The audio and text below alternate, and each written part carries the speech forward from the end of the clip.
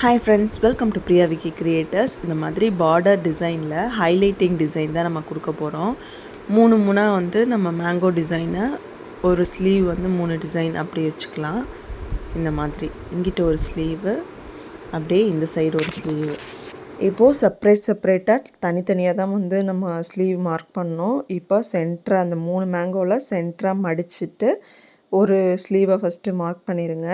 கீழே border line, அப்புறம் ஆம்கோலில் இந்த ஸ்டிச்சிங் லைன் வருது பார்த்திங்களா, அங்கே ஒரு மார்க்கு, அப்புறம் ஷோல்டர் கிட்ட அந்த ஸ்லீவ் ஸ்டார்ட் ஆகிற இடத்துல அந்த தையல் போட்டிருக்கோம் பார்த்திங்களா, அந்த இடத்துல ஒரு மார்க்கு பண்ணிவிட்டு அந்த கர்வும் அப்படியே வந்து உங்களுக்கு மடக்கி விட்டிங்கன்னா அப்படியே அந்த ஷேப்போடு நம்ம வந்து ட்ரா பண்ணிக்கலாம். ஆம்கோல் பார்ட் வரைக்கும் அந்த வளைவோட எந்த அளவு ஸ்டிச்சிங் இருக்கோ அந்த அளவுக்கு வரைஞ்சிக்கலாம். இன்னும் வந்து கிளியராக அடுத்த ஸ்லீவும் பார்த்திங்கன்னா தனித்தனியாக தான் நம்ம வந்து மார்க் பண்ணோம். ஏன்னா பார்டர் வந்து சென்டராக மேங்கோ வேணும் அப்படின்றதுனால செப்ரேட்டாக தான் நம்ம வரைய முடியும். ஒரேடியாக 2 ஸ்லீவையும் போட முடியாது இதுக்கு. இப்போது ஃபுல்லாக வந்து மார்க் பண்ணியாச்சு. மார்க் பண்ணிவிட்டு ஸ்கேல் வச்சுட்டு கீழே வந்து பார்டர் லைன்லேருந்து ஆம்கோலுக்கு ஒரு லைனு, இப்போ கீழே வந்து ஒயிட் கார்பன் வச்சு நம்ம ட்ரா பண்ணிக்கலாம். ஒயிட் கார்பன் வந்து அந்த மை பார்ட் வந்து கிளாத்தில் படுற மாதிரி நம்ம வந்து வச்சுக்கலாம். வச்சுட்டு அப்படியே பென்சில் வச்சு ட்ரா பண்ணிக்க வேண்டியதான். கரெக்டாக பார்த்துக்கோங்க, மடிப்பெல்லாம் கரெக்டாக இருக்கான்னு பார்த்துட்டு அழகாக அப்படியே இந்த கர்வ் வரைஞ்சிட்டு இந்த லைனு கீழே பார்டர் வரைக்கும் ட்ரா பண்ணிட்டோம் அப்படின்னா சென்டராக வந்து மேங்கோ கிடச்சிரும். இப்போ அடுத்த ஸ்லீவும் வந்து செப்ரேட்டாக தான் ட்ரா பண்ணணும். இப்போ இந்த 3 மேங்கோக்கும் சென்டரில் இருக்க மேங்கோவை மடிச்சுட்டு இப்போ அளவு ப்ளவுஸை வச்சுக்கலாம். நல்லா வந்து அழகாக ஸ்ட்ரெயிட்டாக கீழே கரெக்டாக இருக்கான்னு பார்த்துக்கோங்க. கரெக்டாக வச்சுட்டு கீழே ஃப்ளோரில் அழகாக ப்ளெயினாக நல்லா அயன் பண்ண மாதிரி வச்சுட்டு இப்போ இந்த மடித்த பார்ட்டில் தான் வந்து நம்ம ஸ்லீவோட எப்படி சொல்கிறது சென்டர் பார்ட்டை வைக்கணும். நம்ம ஸ்டிச்சிங் பார்ட்டை ஆப்போசிட் சைடு இருக்கணும். பார்டரில் மார்க் பண்ணிட்டோம், ஆம்கோலில் அந்த இடத்துல வந்து இந்த ஸ்டிச்சிங் கிட்ட மார்க் பண்ணியாச்சு. இப்போ மேலே ஷோல்டர் கிட்ட மார்க் பண்ணியாச்சு. மார்க் பண்ணிவிட்டு அழகாக இப்படி நீங்கள் எடுத்து விட்டிங்கனாலே நல்லா தெரியும் அந்த கர்வோட ஸ்டிச் பண்ணியிருக்குது. அந்த அந்த ஸ்லீவ் வரையும் போது அந்தளவுக்கு கிளியராக இல்லை, அதனால தான் அகைன் வந்து நான் திரும்ப காமிச்சிருக்கேன். அந்த லைன் பார்த்திங்கன்னா அழகாக நமக்கு வந்து இப்படி வளைச்சி நீங்கள் பார்த்தீங்கனாலே உங்களுக்கு தெரியும். அந்த ஸ்டிச்சிங் எங்கிட்ட இருக்கோ அந்த இடத்துல அப்படியே டாட்டாக வச்சுக்கோங்க. இப்போ மார்க் பண்ணிவிட்டு கார்பன் வச்சு அதே மாதிரி கீழே கார்பன் வச்சு அடுத்த சைடும் மார்க் பண்ணிக்கலாம். கார்பனை வச்சுட்டு கரெக்டாக வச்சுக்கோங்க. வச்சுட்டு ட்ரா பண்ணி முடிச்சிட்டோம் அப்படின்னா நமக்கு வந்து ஸ்லீவ் ரெடி. இப்போ வந்து சென்டரில் இருக்க மேங்கோ வந்து டிசைன் பண்ண போகிறோம். சென்டரில் இப்போ வந்து 1 mm பஞ்ச் பீடு வந்து யூஸ் பண்ணலாம். அதுக்கு வந்து நான் மெரூன் கலர் த்ரெட்டு தான் எடுத்திருக்கேன், ஷூயிங் த்ரெட்டு, மிஷின் த்ரெட்டு. பெரிய பீடெலாம் யூஸ் பண்ணும்போது எப்போவும் சிங்கிளாக வந்து ஸ்டிச்சஸ் போடுங்க. ஒரே ஒரு பீடு தான் போடணும், ஒரு ஸ்டிச்சு. அப்படியே வந்து கண்டினியூஸாக போடுறோம், ஆனால் வந்து ஒரு பீட் தான் வைக்கணும். ஏன்னா வந்து பெரிய பீட்னால நமக்கு ஷேப் மாறிடும். ஃபுல்லாக வந்து இந்த சென்டர் பார்ட்டில் நம்ம 1 mm பஞ்ச் பீடு வந்து யூஸ் பண்ணியிருக்கோம்.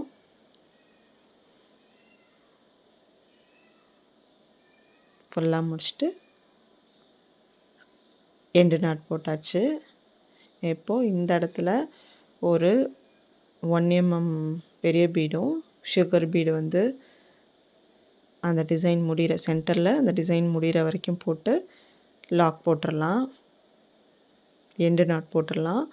அடுத்தது பெரிய பீடு கொஞ்சம் 2 mm பஞ்ச் பீடு எடுத்துகிட்டு அடுத்தது சுகர் பீடு அந்த கர்வ் டிசைன் முடிகிற வரைக்கும் அந்த பீடை போட்டு எண்டு நாட் போட்டுக்கலாம்.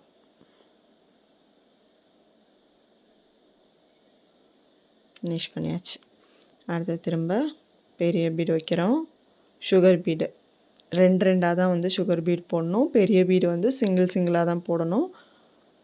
அந்த ஷேப்புக்கு அந்த ஷேப் வந்து உங்களுக்கு அந்த இடத்துல ஒன்று தான் போட்டால் தான் அந்த ஷேப் கிடைக்கும்னா ஒரே ஒரு சுகர் பீட் தான் போடணும்.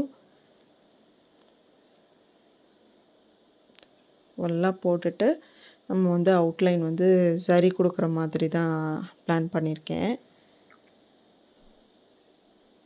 ஃபுல்லாக வந்து பீடு, பெரிய பீடு, சுகர் பீடு வச்சே வந்து கம்ப்ளீட் பண்ணிக்கிறோம் 2 சைடுமே.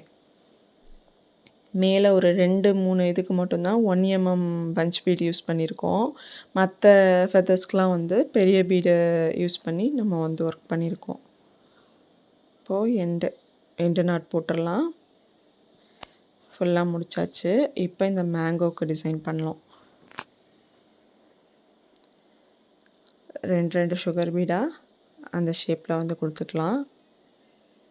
இப்போ இந்த எண்டு வரைக்கும் முடிச்சுட்டு ஒரு 2 செயின் நம்ம வந்து கீழே வளைவாக போட்டுட்டு அதுக்கப்புறமேட்டு உள்நோக்கி ஒரு செயின் போட்டு அந்த ஷேப்பை கொண்டு வரணும். அப்போ தான் வந்து அந்த அழகான ஷேப் நமக்கு கிடைக்கும், அந்த ஷார்ப்னஸ்ஸு. இப்போ நான் உள்ளுக்கு ஒரு 2 பீட் தள்ளி ஒரு செயின் கொடுத்துட்டேன். இப்போ இங்கேருந்து சுகர் பீடு கண்டினியூஸாக எடுத்துக்கலாம். 2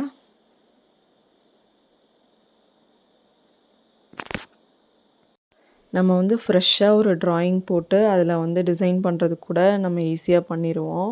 ஆனால் வந்து ஆல்ரெடி இருக்க அந்த பார்டர் டிசைனில் ஹைலைட் பண்ணுறது கொஞ்சம் கஷ்டம். என்ன பண்ணலாம் அப்படின்றது யோசிக்கிறது ரொம்ப கஷ்டம்.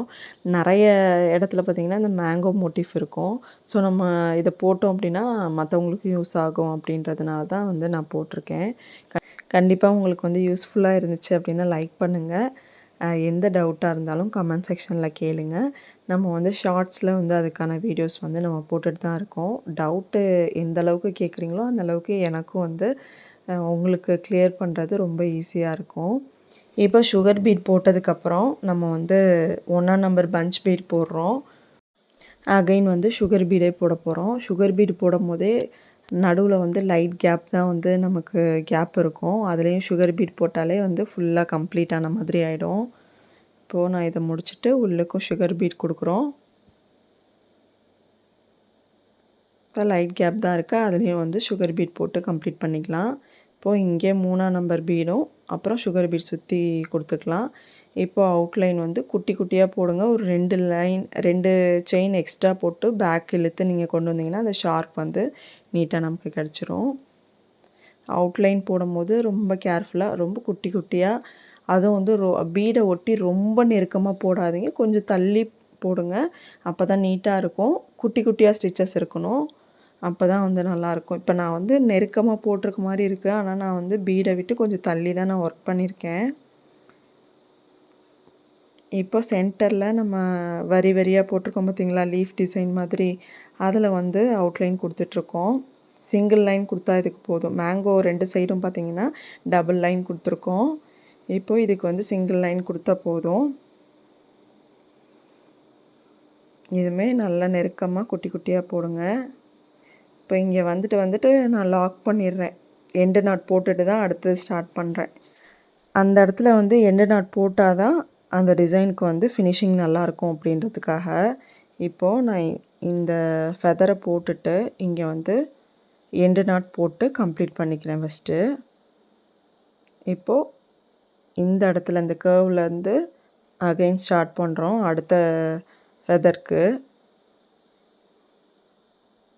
இந்த மாதிரி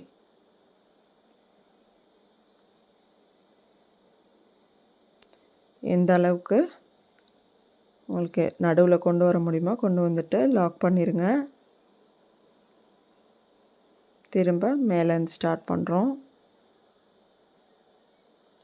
இதுக்கு வந்து கொஞ்சம் கண்டினியூஸாக போட்டுக்கலாம், ஏன்னா குட்டி ஸ்பேஸ் தானே. இப்படி போயிட்டு கொஞ்சம் எண்டு மாதிரி வந்துட்டு அப்படியே ஸ்டார்ட் பண்ணிக்கலாம் மேலே. இப்போ இதோடு நம்ம முடிச்சுட்டு நான் என்ன பண்ண போகிறேன்னா அகைன் கீழேருந்து மேலே வரப்போகிறேன். அப்போ தான் வந்து அந்த வளைவு வந்து கரெக்டாக கிடைக்கும். இப்போ இந்த இடத்தோட நாட் போட்டுட்டு அதில் எப்படி கீழேருந்து மேலே வந்தோம்ல அது மாதிரியே ஸ்டிச் பண்ணிக்கலாம். இங்கேருந்து இங்கே அப்படியே வரி வரியாக. இப்போது அவுட்லைனில் 2 லைன் வந்து சரி கொடுக்க போகிறோம் அந்த மேங்கோ மோட்டிஃப்க்கு. ஃபுல்லாக வந்து செயின் ஆனால் வந்து குட்டியாக இருக்கணும், அதை மட்டும் பார்த்துக்கோங்க. நம்ம வந்து இனிமேட்டு என்ன பண்ணலான்னு பார்த்தீங்கன்னா, நீங்கள் வந்து ஆரி ஒர்க் வந்து பண்ணுறீங்க, ஆனால் வந்து ஆர்டர்ஸ் வரமாட்டேங்குது அப்படின்னு சொல்கிறவங்களுக்கு இனிமேட்டு நீங்கள் சோஷியல் மீடியாவில் வந்து எப்படி அட்வர்டைஸ்மெண்ட் தரணும், உங்களோட டிசைன்ஸை எப்படி வந்து வீடியோ எடுத்து சோஷியல் மீடியாவில் போஸ்ட் பண்ணணும், எடிட்டிங்லேருந்து எல்லாமே வந்து நம்ம வந்து சேனலில் வந்து போடுவோம். நீங்கள் வந்து அதெல்லாம் கொஞ்சம் யூஸ் பண்ணிக்கோங்க. ஏன்னா வந்து நிறைய பேர்த்துக்கு வந்து சூப்பராக டிசைன் பண்ணுவாங்க, ஆனால் வந்து சோஷியல் மீடியாவை பற்றி தெரியாமல், எடிட்டிங் தெரியல, வீடியோ எடுக்கிறது தெரியல, அது மாதிரி வந்து அவங்களோட டேலண்ட் வந்து வெளியில் தெரியாமல் போயிடும். நீங்கள் கண்டிப்பாக வந்து உங்களோட டிசைன்ஸை நீங்கள் வெளியில் கொண்டு வந்தீங்கன்னா மட்டும்தான். பிஸ்னஸ்னாலே என்னென்னா, சொந்தக்காரவங்களுக்கு பண்ணி கொடுக்குறது வந்து பிஸ்னஸ் கிடையாது. நம்ம வந்து வெளியில் நமக்கு தெரியாத ஒரு முகத்துக்கு நம்ம பண்ணி கொடுக்கணும், அதுதான் வந்து பிஸ்னஸ்ஸு. ஸோ உங்களுக்கு வந்து என்னோடய வீடியோஸ்லாம் கண்டிப்பாக யூஸ்ஃபுல்லாக இருக்க மாதிரி தான் நான் பண்ண போகிறேன். இந்த வீடியோ எப்படி இருக்குது அப்படின்றத சொல்லுங்கள். புட்டாஸ் வந்து அங்கங்கே ஜமிக்கி ஒரு 1 mm பீடு வச்சு கம்ப்ளீட் பண்ணியிருக்கேன். இந்த டிசைன் எப்படி இருக்குது அப்படின்றத சொல்லுங்கள். இதோட பேக் நெக் வந்து நெக்ஸ்ட் வீடியோவில் போடுறேன். பாய்.